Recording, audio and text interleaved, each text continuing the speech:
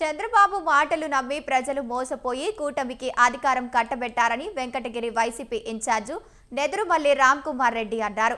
గత అసెంబ్లీ ఎన్నికల్లో వైసీపీ ఓడిన 40% ఓట్లు వచ్చిన విషయాన్ని గుర్తు చేశారు. ఎన్నికల్లో హామీ ఇచ్చిన సూపర్ 6 హామీల అమలులో కూటమి ప్రభుత్వం విఫలమైందని విమర్శించారు. చంద్రబాబు ప్రజల్లోకి వెళ్లాలని ఎమ్మెల్యేలకు చెబుతున్నారు, వారు జంకుతున్నారని ఎద్దేవా చేశారు.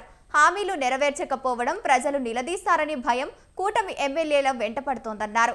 కోవూరు మాజీ ఎమ్మెల్యే నల్లపురెడ్డి ప్రసన్న కుమార్ రెడ్డి ఇంటిపై దాడిని నెదురుమల్లి ఖండించారు.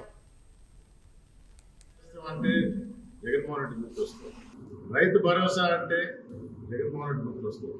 ఎన్నికల్లో ఓడిపోయి ఉండొచ్చు, 11 సీట్లే వచ్చి ఉండొచ్చు, కానీ 40% ఓట్లు అంటే ఏ పార్టీ కూడా ఇన్ని ఓట్లు రాలా, ఈ శాతంలో లేదు.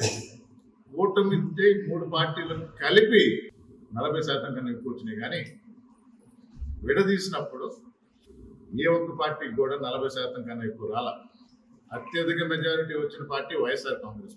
కానీ సంఖ్యాపరంగా మీరు అపోజిషన్లో ఉండండి అని ప్రజలు తీర్పు ఇచ్చారు కాబట్టి ప్రతిపక్షంలో కూర్చున్నాం. ఎందుకు ఇచ్చారో ప్రజలు ఆ తీర్పు? బాబు మాటలు నమ్మి మోసపోయి.